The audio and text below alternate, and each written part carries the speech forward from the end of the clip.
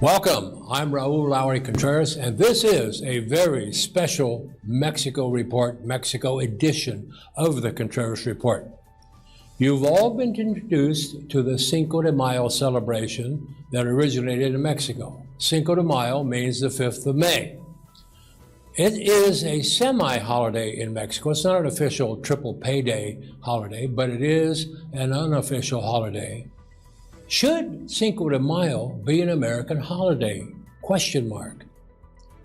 Keep that question in mind. The 5th of May sounds boring as just any other date a few weeks before the official summer begins.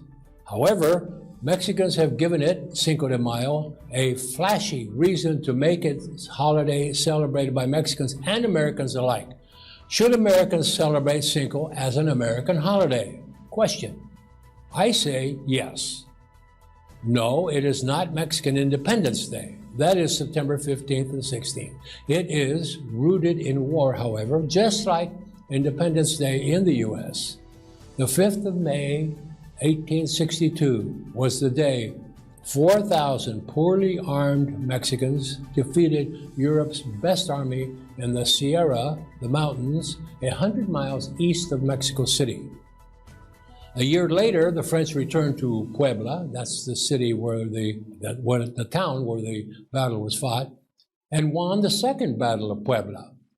From there, they went on to occupy much of Mexico until they were chased out of Mexico in 1867. Cinco de Mayo deserves to be celebrated in the USA for reasons outlined here that involve President Abraham Lincoln, Generals U.S. Grant and Philip Sheridan, and the entire victorious Union Army, the largest army in world history up to that point. And even the legendary French Foreign Legion that made its bones, quote, unquote, its bones, in Mexico a quarter century after it was founded to attract foreign mercenaries, mostly German, to serve in the worst parts of the French Empire in Africa, the Middle East, and Asia. I offer it to the reader in this spirit, to the listener. Viva Cinco de Mayo! Cinco de Mayo, an American holiday, question mark. Let me answer that. Mexico and the United States of America experienced a drastic new historical paradigm in 1860 that cost both countries 1 million dead citizens, soldiers, private and public, and reset the histories of both countries. In the next few decades, the USA and Mexico were plunged into paths of conflict, alliances, shared warfare, and others in World War II, and confrontation with each other during World War I. Mexicans engaged in another civil war between 1910 and 1920, in which the United States took sides in 1914, 1915, and 1916. Those 3 years were scandalized when Imperial Germany tried to get Mexico to attack the United States in 1917. The U.S. invaded Mexico twice, 1914 and 1916, under President Woodrow Wilson. It received many Mexicans from Mexico's northern states that fled to the United States to avoid mass death at the hands of Mexican federales on the one hand, or rebels led by the infamous Pancho Villa on the other. He was an erstwhile bandit and national hero that was a popular hero in the U.S. until his troops killed some American mining engineers. Considering that all of Mexican territory seized by the United States in the Mexican War between 1846 and 1848 was populated by a scarce population of 75,000 people or so, the number of Mexican origin people in the Southwest United States spiked up dramatically with these refugees that rarely returned to Mexico when the shooting ended. The current 50 million Hispanics in the United States are split among Puerto Ricans, Cubans, Dominicans, and Central and South American origin people that are totally number about 33% of the total 50 million Hispanics, with the vast majority, 67%, or about 33,500,000, being of Mexican origin. Thus, the 1910-1920 refugees built the solid foundation of Mexicans that is now over 40% of the total population in California, over 30% in Texas, 40% in New Mexico, and over 20% in Arizona and Colorado. Chicago now has so many Mexican origin people that it is the third largest, quote, Mexican city in the U.S. after Los Angeles and Houston. Back to 1860. Republican Abraham Lincoln was elected President of the United States in November of 1860. Earlier that year, the Mexican Supreme Court elevated its own Justice Benito Juarez, a full-blooded Zapotec Indian. He had assumed the Mexican presidency, courtesy of the Supreme Court, and led the Liberals, that was a political party in Mexico, to victory in a 2-year civil war, the War of Reform, it's called. The enemy, conservatives led by General Miguel Miramon, a rich landowner, and the Catholic Church, which owned much of Mexico's land.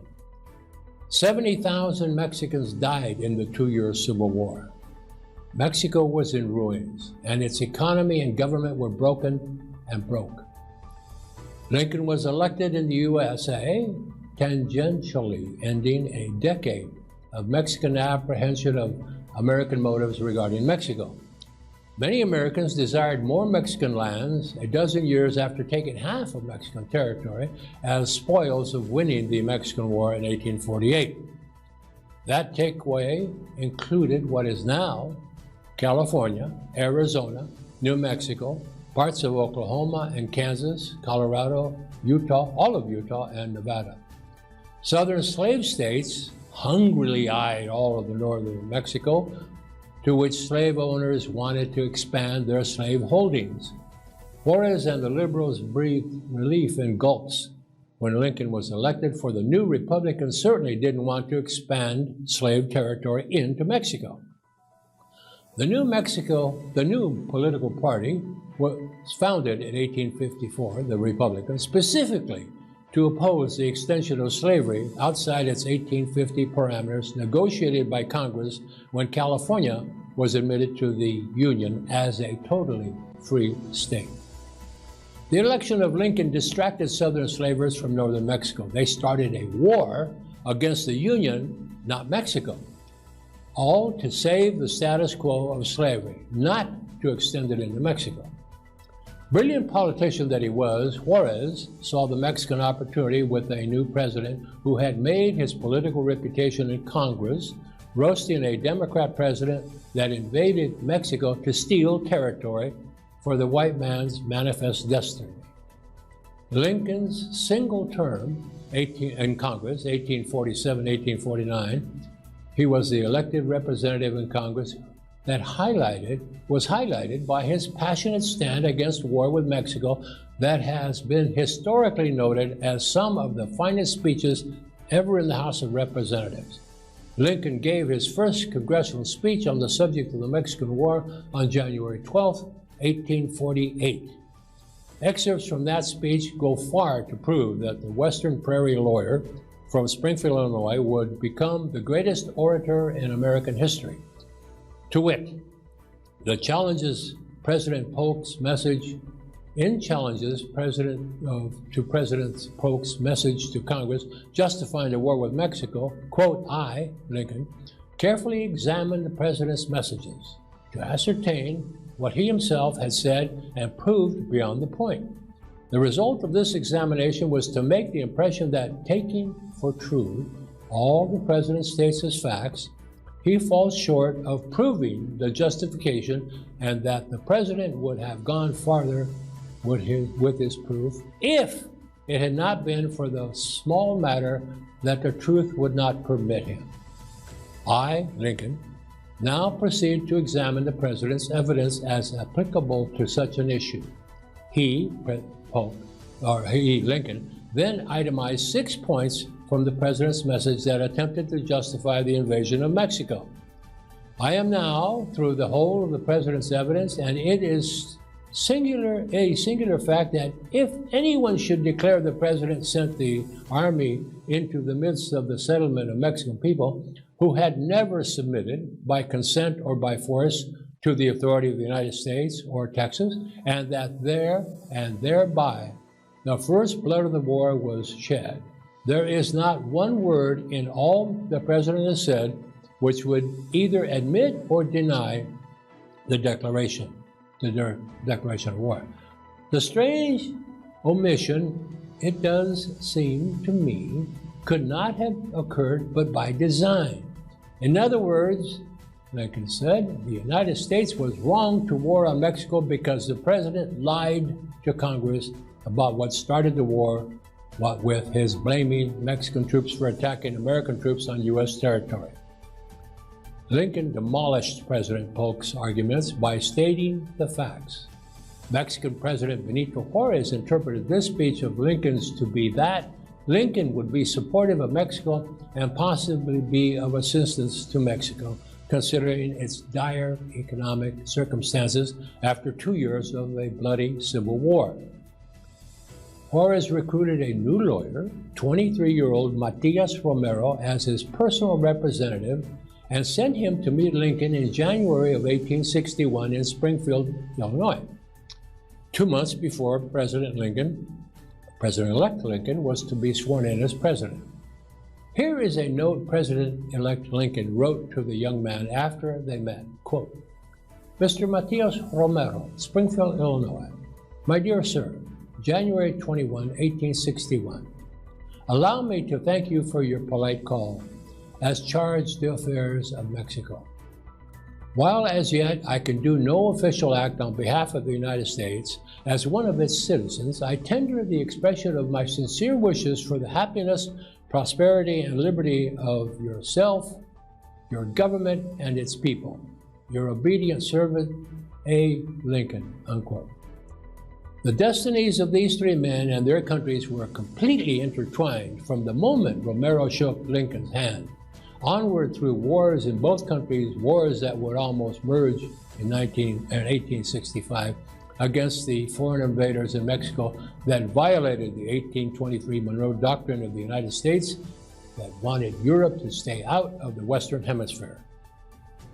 Of the three, Lincoln would be the first to die by assassination in 1865. Juarez would die of natural causes in 1872. And Matias Romero would live to 1898, serving his country as ambassador to the United States, as an Army colonel, as a builder of railroads, as an author and politician. His name lives on in Mexico, what with the town of, quote, Matias Romero in the southern Indian state of Oaxaca, named for its famous son. Lincoln would face his gigantic crisis, Civil War, within days of his inauguration, as southern slave states would rebel and secede from the Union. Juarez faced a foreign invasion of Spanish, British, and French troops sent to collect millions in foreign debt canceled by Juarez. They landed in December 1861 and in January 1862. Almost 600,000 Americans died in the next 4 years of war. 300,000 Americans would die in the next 5 years of war with France. No Americans died at the hands of Mexicans, and no Mexicans died at the hands of Americans during this era of war, except, of course, that Mexicans actually served in both the Union and Confederate Civil War armies, and Mexican-American cavalry units of the Confederates and the Union fought the very last battle of the Civil War outside Brownsville, Texas in June 1865. 1862 was unkind to both men and their armies. Lincoln's soldiers were defeated over and over in 1862 by Confederate soldiers, mostly led by former Union officer General Robert E. Lee at Bull Run, Manassas, Virginia, twice, to an inconclusive battle in Maryland at Antietam Creek, and a disastrous loss at Fredericksburg, Virginia. The Mexicans split the year into triumph and defeat, both at Puebla, about 100 miles east of Mexico City, and that's victory and defeat at Puebla 1 year apart, The British and Spanish left Mexico after negotiating a deal with Juarez. The French landed thousands more troops at the port of Veracruz and publicly declared their intention to bring, quote, order, unquote, to the chaos of Mexico. French Emperor Napoleon III thought he was his uncle, the real Napoleon, Napoleon I. He wasn't, despite having probably the best army in Europe. The Mexican adventure would cost him his throne.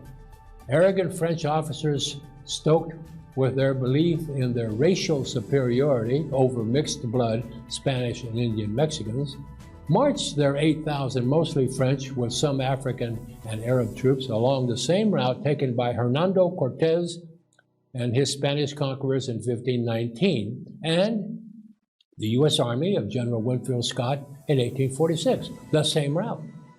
The 1846 U.S. Army was staffed with officers that would rise to leadership in both Union and Confederate armies a dozen years later with names like Lee, Grant, McClellan, Longstreet, and many non-commissioned officers, professional soldiers, that molded both armies into fighting machines, the likes of which the world had never seen. The French came upon the city of Puebla above a valley with two old Spanish forts on each side. Forts Loreto and Guadalupe, where Mexican General, Texas-born Ignacio Zaragoza, had ensconced his army's cannons. The Mexican soldiers, including Indian volunteers armed with rifles, last used in Napoleon Bonaparte's loss in the Battle of Waterloo almost 50 years before, shivered in cold, wet, muddy fighting holes all night, waiting to die at the hands of the magnificent, superb French army.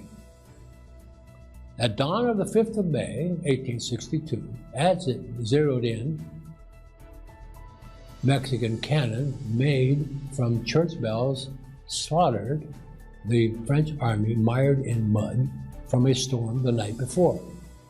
Rifle-less Indian irregulars ran herds of cattle through the French, then attacked helpless French soldiers with machetes. Future President Porfirio Diaz led the finest light cavalry in 1862. The world repeatedly heard about Mexican light cavalry being the best. Those Mexican cavalry wiped out French soldiers, especially their own cavalry of magnificent plumed French cavalry. At the end of the day, over a quarter, perhaps a third of the French army was either dead or wounded. Cavalrymen were dead or horseless. The Mexicans had won a gigantic victory against the most powerful army in Europe. Mexico was saved for another year. Mexicans would lose the Second Battle of Puebla a year later. Nonetheless, the French would fail to accomplish Napoleon's goal of conquering all of Mexico and turning it into a material supply line for the Confederate States of America. You see, Napoleon desperately wanted to derail the United States of America, a democracy Napoleon hated. He wanted to destroy the United States of America in 1862. That appeared to be a distinct possibility. Let me repeat that, prior to May 5. For the Union Army was chased all over Virginia and Maryland, losing battles. We're going to end our segment 1 right now, and I welcome your comments and any emails that you might have. The address will be posted shortly. We will do segment 2 tomorrow, and we want to thank you for being here today. If you haven't subscribed, subscribe now on either YouBook or Facebook, and that way you'll be notified as we post each edition.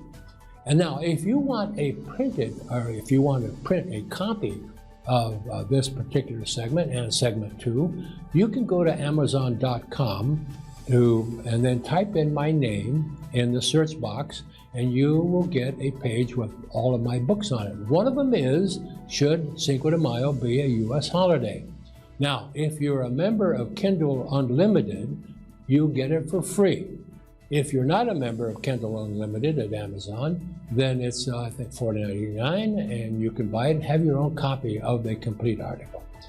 Thank you for being there. This is Raul Lowry Contreras. This is the Contreras Report with a special Mexico edition, and part 2 will be on tomorrow. Thank you.